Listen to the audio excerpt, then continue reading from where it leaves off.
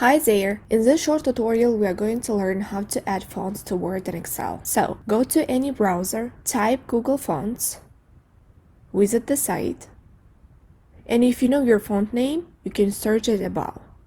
Or choose any font here. Let's choose this, Protest Revolution font. First, make sure that we don't have that font in Word. There is no. And let's install it. Click on this font. Download it. Open it. And install it.